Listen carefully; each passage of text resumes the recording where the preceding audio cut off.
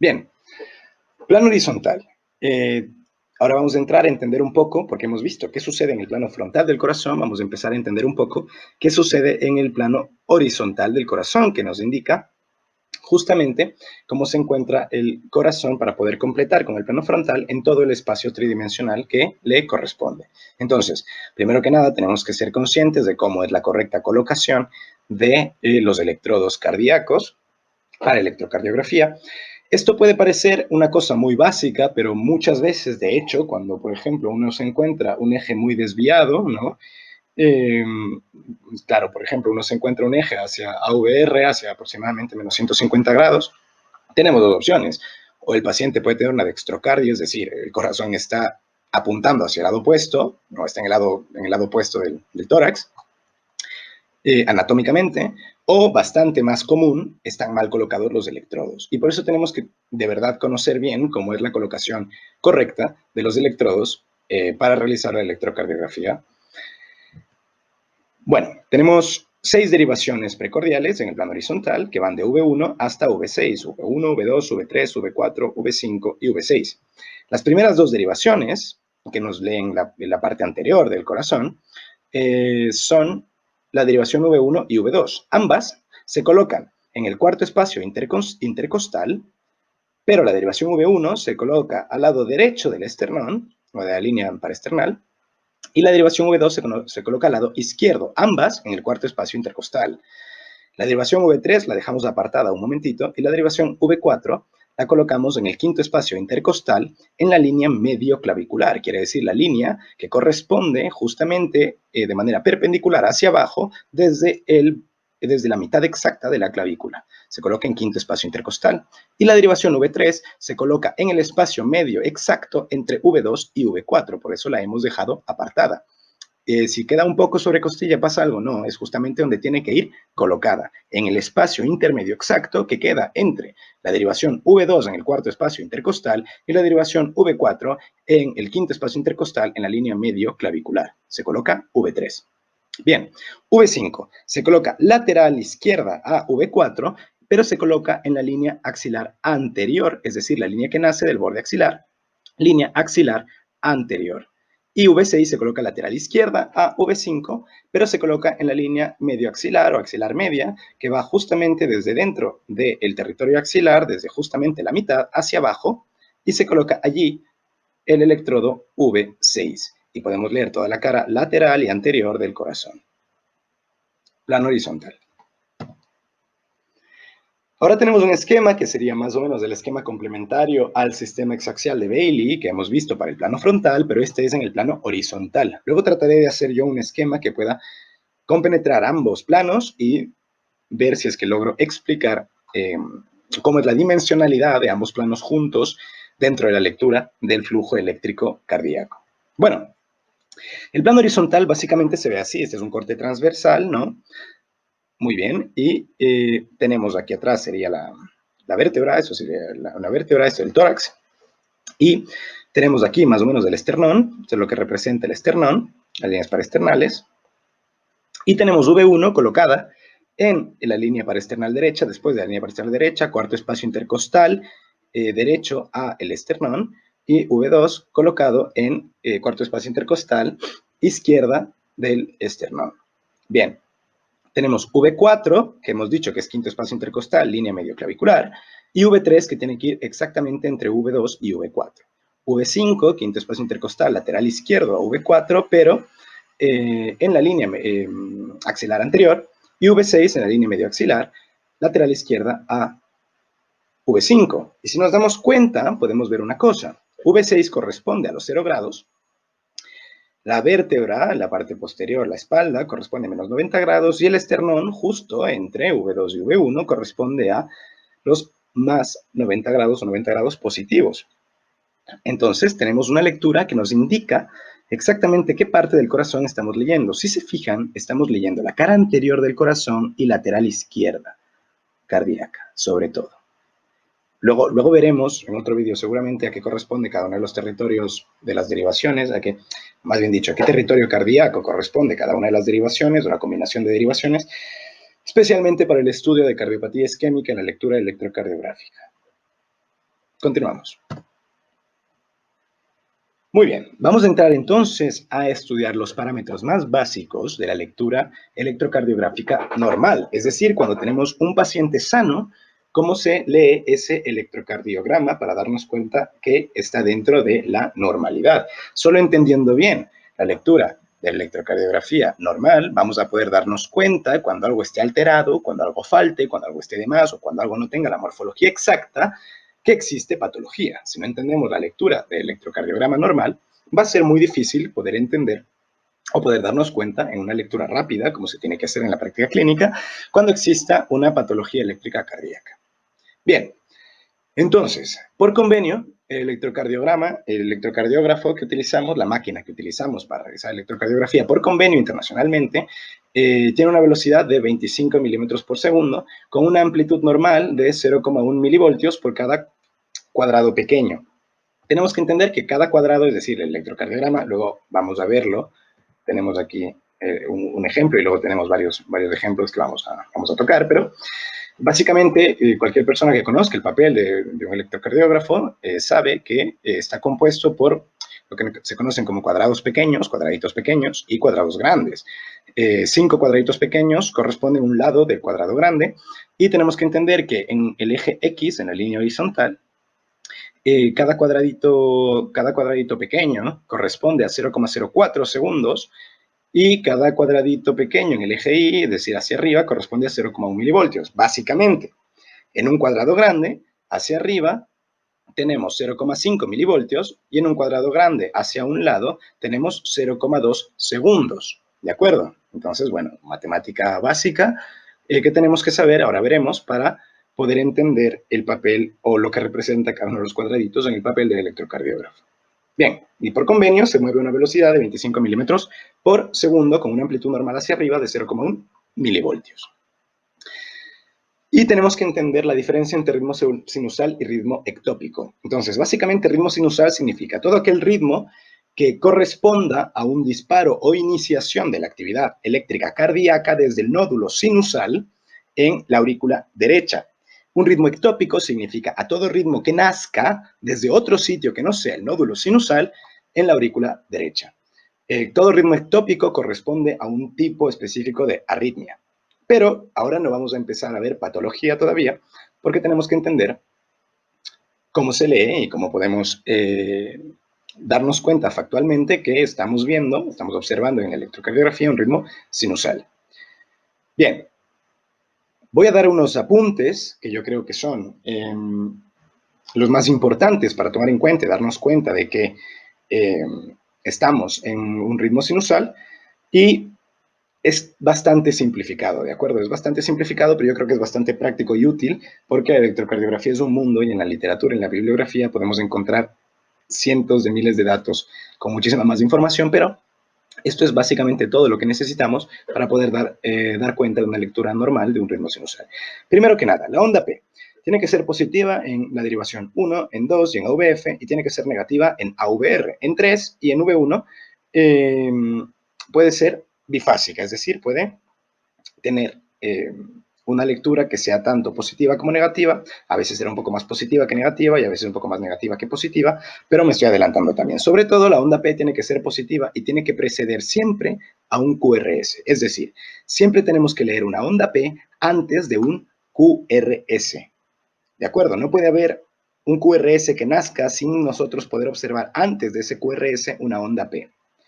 Luego, el segmento PR tiene que tener una duración de 0,12 a 0,2 segundos.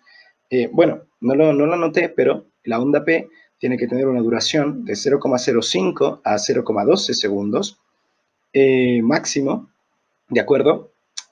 Eso es lo que se permite o se dice muy normalmente. Sin embargo, la realidad es que a partir de los 0,10 segundos la onda P se debería considerar patológica, ¿de acuerdo?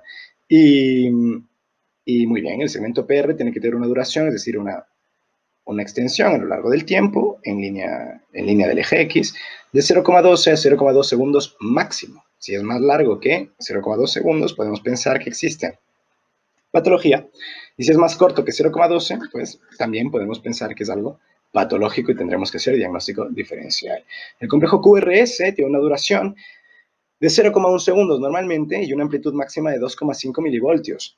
Ahora veremos en el papel del electrocardiograma cómo darnos cuenta de la duración que tiene cada una de las ondas, pero habíamos dicho que el eje X, cada cuadradito pequeño es 0,04 segundos y en el eje Y cada cuadradito pequeño es 0,1 milivoltios. Por ende, podemos darnos cuenta ya de que el QRS no debe durar más de 0,1 segundos, ¿no? Es decir, no debería durar más de 2,5, 2 cuadraditos pequeños y medio, 3 cuadraditos sería mucho, en la línea del eje X, y la amplitud máxima de 2,5 milivoltios quiere decir que tienen que haber máximo 2 cuadrados grandes y medio, ¿no?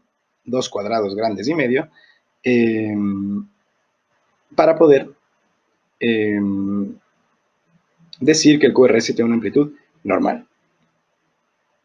Muy bien.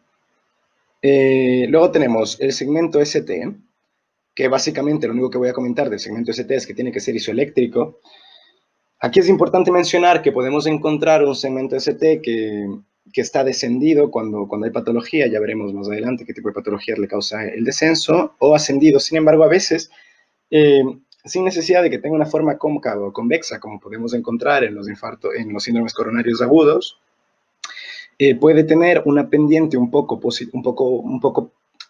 ascendente o un poco descendente, depende si estamos en una situación de vagotonía o una situación de simpaticotonía, depende, ¿de acuerdo? Pero bueno, la normalidad es que el segmento ST sea isoeléctrico, ¿de acuerdo?